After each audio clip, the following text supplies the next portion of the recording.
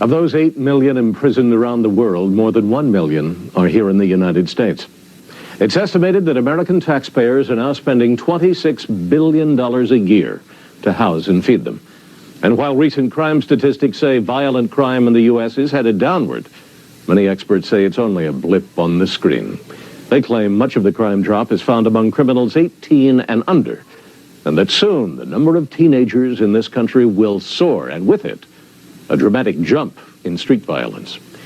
For years, one criticism of this country's prison system is that too many violent criminals are serving time alongside younger first-time offenders. We begin this edition of Investigative Reports inside a new state penitentiary, designed for those said to be too dangerous and too violent for ordinary prison life behind bars.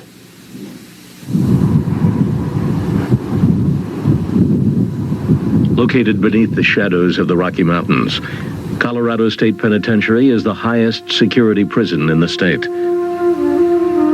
It houses inmates who have demonstrated aggressive, assaultive, and violent behavior. It's hard time up in this place. If you're a weak person, this ain't the place for you. It's a game of survival in prison.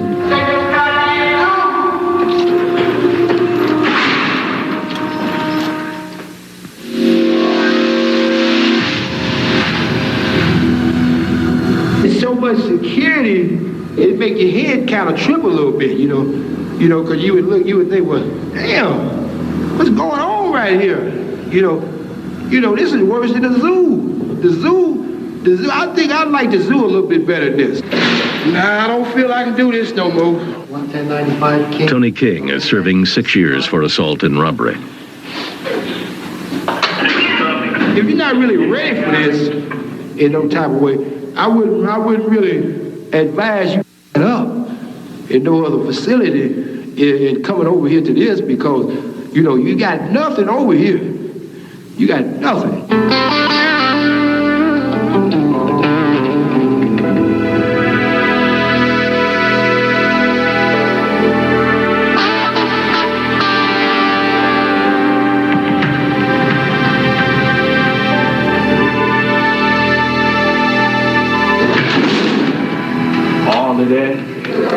This the second one, you know, sitting up in here, watching TV, laid up, getting back problems. You know, I feel like an old man, I'm 22, you know, just all you can do is push-ups, you know what I'm saying, stare in the mirror, look out the window. Inside Colorado State Penitentiary, life is a mix of cold concrete, sterile cells, little sunlight, and plenty of free time for the 500 inmates who call this place home. Inmates are locked up 23 hours a day in 8-by-10-foot cells. Their only view of the outside world is through a window that is 6 feet high and 2 feet wide. They are allowed 1 hour a day to exercise and shower. A lot of guys that I know, like myself, personally, I got 135 years. You know, we ain't got nothing to lose, so it don't really faze us. I mean, what can they do?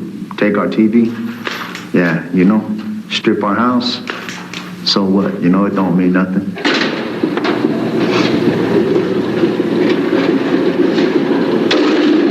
I was convicted of Department of Corrections COP violation for 4 counts of attempted murder and possession of dangerous contraband. It's like living in a living tomb. You know, you're slammed down for about 23 hours a day. You mind your own business. You'll be all right. You know, best thing is just to practice avoiding unnecessary bullshit. There's a few good convicts here. I say out of the 500, there's about at least 120 solid convicts. The rest, worthless ass PC, snitching, ratting ass inmates, you know. You know, just like them sorry ass homosexuals, you know. That's the same thing, you know.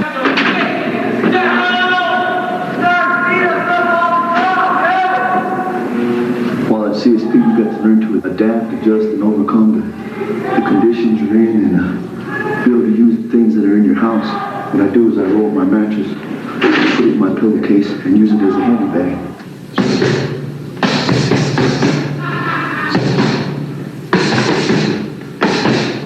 You know where you stand with the inmate like Vaca.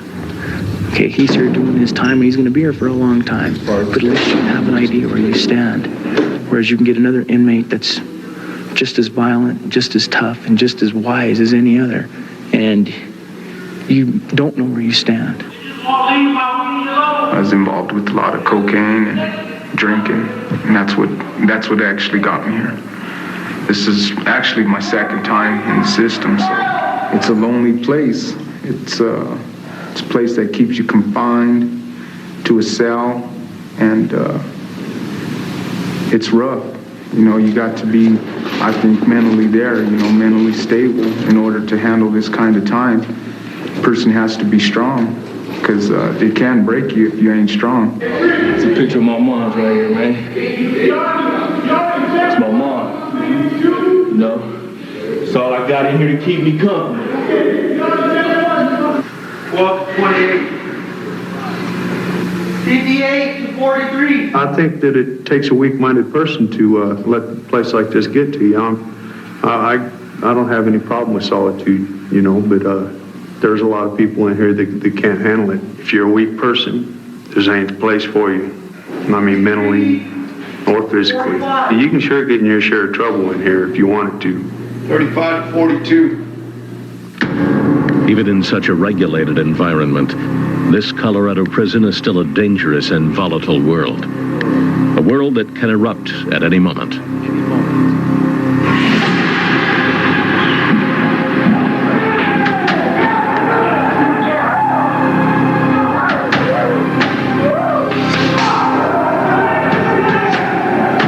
We were doing a strip search, and the inmate turned and smacked me in the jaw, giving me 2 stitches on the inside and 3 on the outside.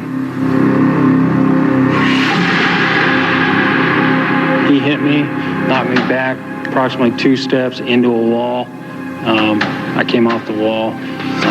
Myself and the other staff members present proceeded to restrain him, take him to the floor, and once we had him in full restraints, we took him out of the day hall.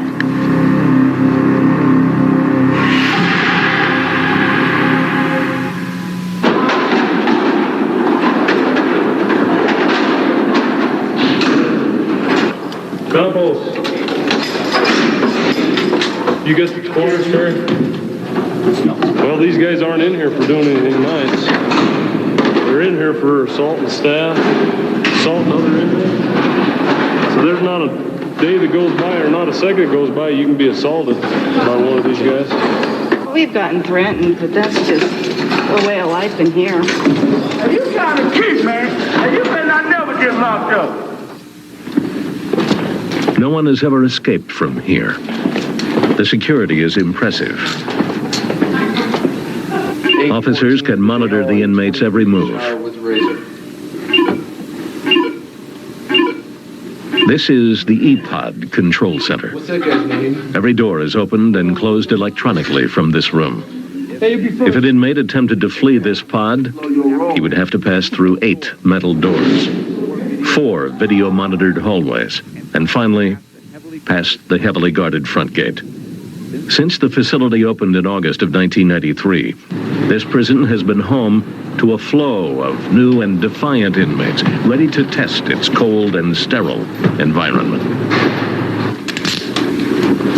That guy we just put in the day hall, he just came from another facility of ours, Buena Vista.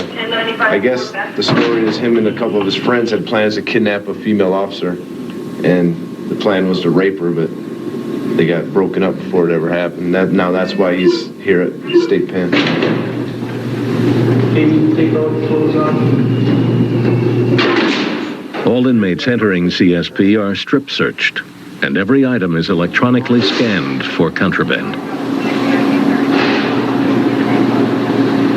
You notice on the black and white here, there's a point end and a blunt end. So that could be either a piece of metal, which the blue is indicating, being used as a knife or some type of other device. The first night for a new inmate here can be a frightening experience, especially in the evening, when the sounds of rage echo through the building.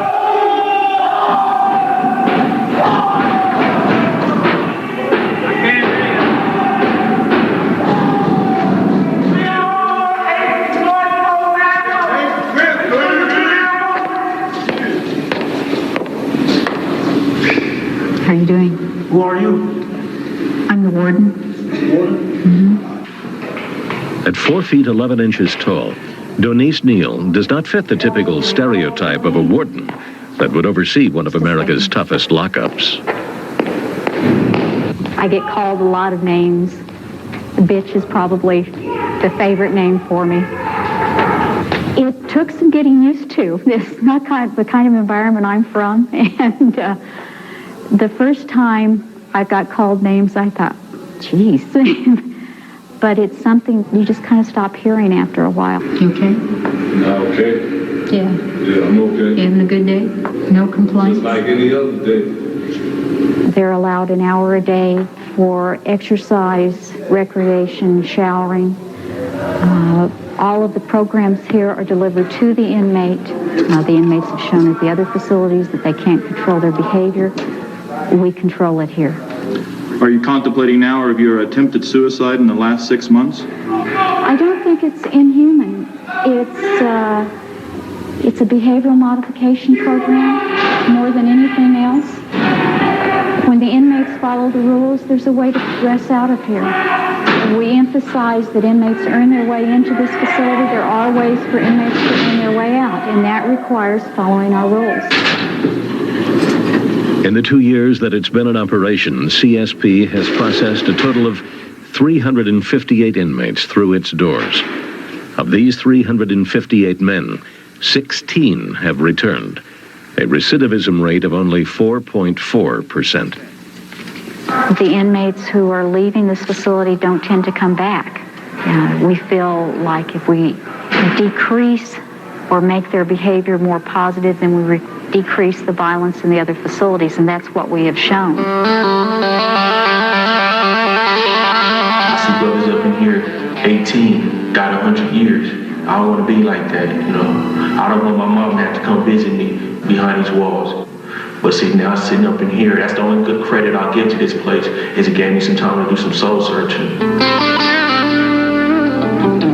This is one place I would never want to come again. I'm working on that, you know. Hopefully I don't.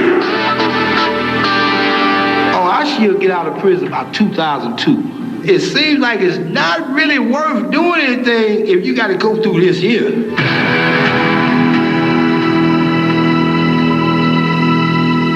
I have no one to blame except myself. You know, I made the choices, I took the risks, and you know, it's like you say, you know, if you're going to do the crime, you got to be man enough to do the time. So here I am.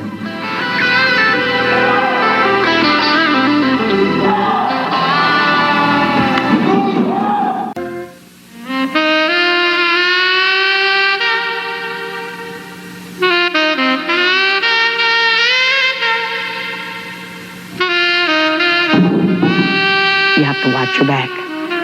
A lot of women's been sliced and stabbed and stuff. I mean, they'll find a way to hurt you if they really hate you that much.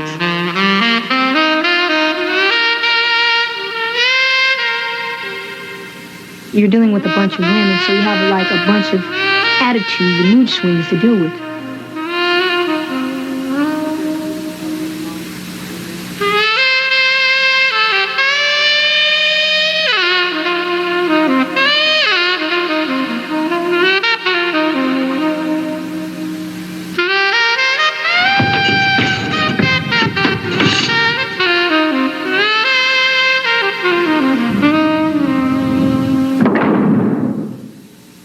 In the United States, women make up 10% of the total prison population.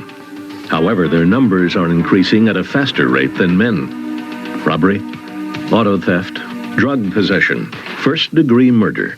Though the crimes women commit are similar to their male counterparts, their behavior in prison is different. With female inmates, there is a lot more homosexuality, and it's more open than in male facilities. And it's not, from what I can see, sexual. It's more for emotional, for the family ties that they have. They'll call each other husband and wife, or they'll have a mom in here, or a daughter, you know, and it's just the family, the emotional ties that females seem to need. Female inmates are less violent than the male inmates. They're more verbal. They like to run their mouths more and tell you off and all that.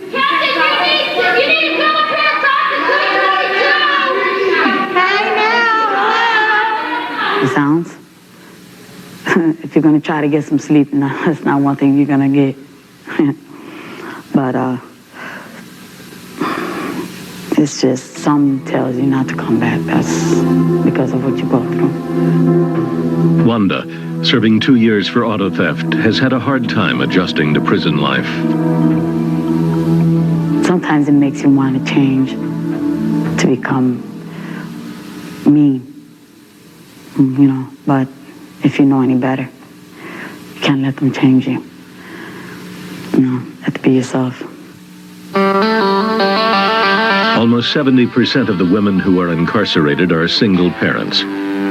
Photographs are the only connection to the children they have left behind.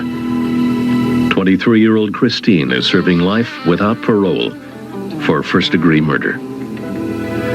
That's the hardest thing, is to be away from them. They get older. Try to just explain to them the situation I was in, and basically that's not their fault.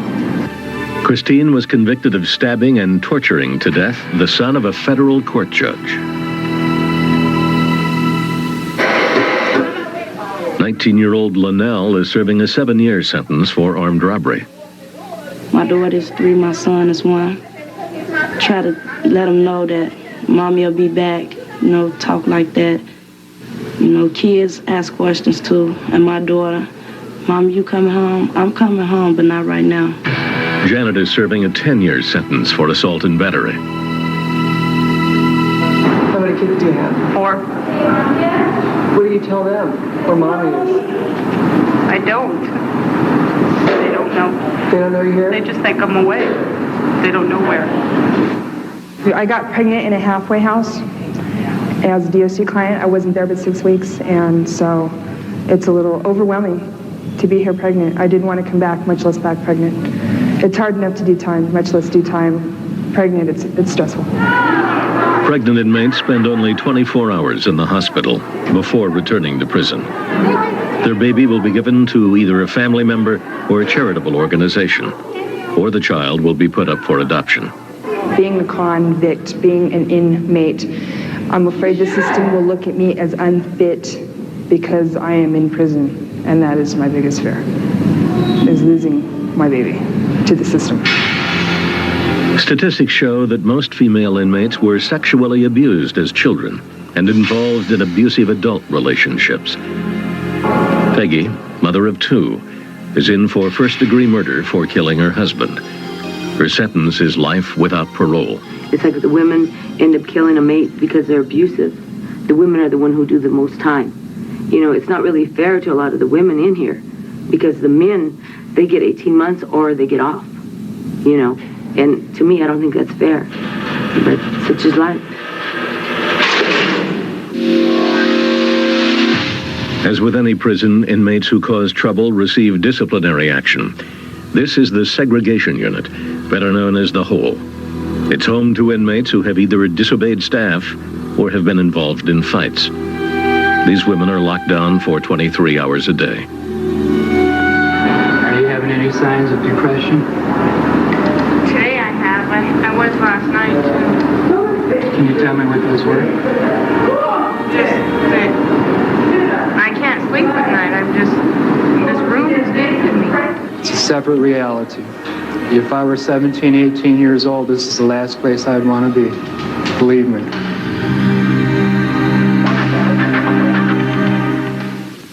When Investigative Reports returns here on A&E, a hidden camera gives us a view of a weapons search inside the toughest women's prison in Texas. And we meet some inmates who say they are lucky to be where they are. Though assaults on staff are rare in women's prisons, the danger is still foremost in the minds of the correctional officers. At this women's prison in Texas, cell searches are a daily routine. Officers look for weapons and any other contraband. Officer Rebecca Cheshire agreed to wear a lipstick camera secured to her waist to show what can happen during a routine cell search in Texas' toughest lockdown.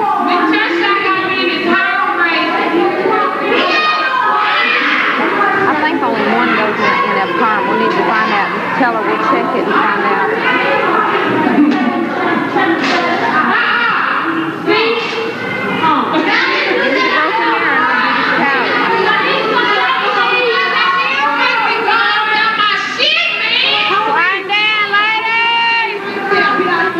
She was upset because we took some makeup that had been wrapped in paper, which makes it contraband. I mean, I've moved a picture and had one go off on me because I moved a picture in her cell. I had no right to touch her picture. Well, she's got to remember she's in the penitentiary and I'm a correctional officer. I have the right. I went to a meeting one night. I went to a meeting one night. I went to a meeting one night. And my heart was not right. He is got a hold of me. I miss out on respect and attention and love and stuff like that. What I get served at home, I don't get served that here. You know, I've never seen so many people happy about being locked up. Maybe it's because they were so miserable out there that this here, I mean, gives them a chance to live, I mean, and be who they are. I was on that since I was 16 years old. And when I went to the county jail, that was a blessing to me.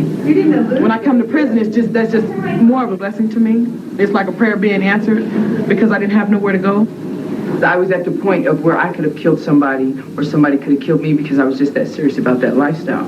And when I came to jail, I was so tired of running that I slept for 7 days. Whatever problems you're having on the streets now with your family, school, peers, whatever problems you're having now, deal with them before you act out when you're doing crimes or you turn to drugs. Deal with them now while you have a chance. That's our message. My name is Linnell Russell. I come to you in the universal greetings of peace. Presently, as I write to you, I am incarcerated. But due to my present circumstances, I would like to give you a word of encouragement. I want to ask, if you hear me, I hear you too. If you feel me, I feel you too. We as people should stand together to show the next man where there's a will, there's a way. The sea flows and nobody knows when God will show. I mean, who's to say that jail is the only way?